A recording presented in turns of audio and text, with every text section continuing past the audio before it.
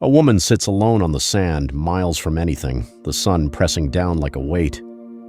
A short distance away, under the thin shade of a bush, a boy lies still. She will not look at him. She cannot. This is not the first time she has been left with nothing. Years earlier, she ran from that same kind of emptiness into that same kind of wilderness. Both times, someone found her there. It was not who you would expect. Welcome back to Beyond the Cross. Today we are telling the story of Hagar, an Egyptian servant most people remember only as a footnote. Scripture does not treat her that way. Her story begins in Genesis chapter 16, in the tents of Abram and his wife Sarai.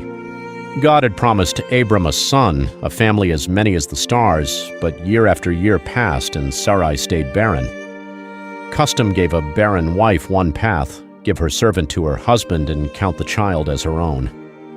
It was not God's plan. Sarai gave Hagar to Abram as a wife after 10 long years of waiting in Canaan. Hagar had no say in it. She was a servant, and this was simply decided for her. When she conceived, something shifted, and she began to look on Sarai with open contempt. Sarai took her hurt to Abram, and he told her Hagar was hers to deal with as she pleased. So Sarai treated her harshly. We are not told every detail, only that it was enough to send a pregnant woman with nowhere else to go out into open desert. So Hagar fled. Pregnant and alone with no protector and no plan, she walked into open wilderness, away from the only household she had known. Genesis 16 tells us she came to a spring on the way to shore, worn out and far from anyone who could help. There by that spring the angel of the Lord found her, not by accident, but because God himself came seeking her out. He asked where she had come from and where she was going, and Hagar told him the plain truth that she was fleeing from her mistress Sarai. The angel told her to return to Sarai and submit to her, a hard instruction for someone who had just run from harshness. But it came with a promise that God would multiply her offspring so greatly they could not be counted. He was sending her back seen. The angel told her something else, that she would bear a son and name him Ishmael, because the Lord had listened to her affliction.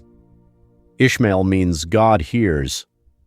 Before this child had drawn one breath, his name was already a promise that her suffering had not gone unnoticed. Then Hagar did something no one else in Scripture is recorded doing. She named God. She called him El Roi, the God who sees me, and said, "Have I truly seen him who looks after me?" An enslaved foreign woman, alone in the desert, named the God of the universe. That spring was named too, Bir Lahai Roi, the well of the living one who sees me. Hagar returned to Sarai as the angel told her, and Ishmael was born when Abram was 86. For years, that seemed to be where her story would quietly settle. Years passed, God renewed his covenant with Abraham and Sarah, and in their old age, just as promised, Sarah bore a son named Isaac. Joy filled the household now, but an old tension still lived quietly beneath the surface. At the feast celebrating Isaac's weaning, Sarah saw Ishmael, now a boy, laughing in a way that unsettled her. Genesis 21 tells us she demanded Abraham send Hagar and her son away completely, so Ishmael would never share the inheritance with Isaac. This troubled Abraham deeply because Ishmael was his son too. But God told him not to be distressed and to listen to Sarah, while promising that Ishmael would also become a great nation because he was Abraham's offspring. It was a painful instruction, carrying its own promise inside it. Early the next morning, Abraham gave Hagar bread and a skin of water and sent her and the boy away. No caravan, no protector, no home to return to. Just a mother, a child, and what they could carry into the wilderness of Beersheba. They wandered until the water ran out. There is no gentle way to say what came next.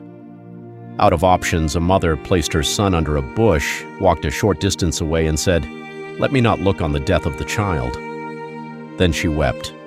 This is the moment from the start of this video, a woman with nothing left, unable to watch her own child die, sitting alone in the sand. If the story ended here, it would be one of the most devastating scenes in Scripture. It does not end here. God heard the voice of the boy. The angel of God called to Hagar from heaven, telling her not to be afraid, for God had heard the boy where he was. The name Ishmael, God hears, was fulfilled again in the same wilderness when hope had run dry. The angel told her to lift the boy and hold him fast, promising again he would become a great nation. Then God opened her eyes, and she saw a well of water that had been there all along. She filled the skin and gave her son a drink. Scripture tells us God was with the boy as he grew. Ishmael lived in the wilderness of Paran, became skilled with a bow, and his mother found him a wife from Egypt, her own homeland. The boy, nearly lost under a bush, grew up free, never outside God's sight. Twice Hagar was cast out with almost nothing. Twice she ended up alone in the wilderness, out of options and out of hope. And twice God came looking for her, heard her son crying, and opened her eyes to what she could not see on her own. Hagar had almost no power in her own story, yet Scripture refuses to let her fade into the background. It shows a God who walks into wilderness after wilderness to find one overlooked woman and call her by name. If you have ever felt forgotten, remember, being unseen by people is never the same as being unseen by God. Share this and subscribe to Beyond the Cross.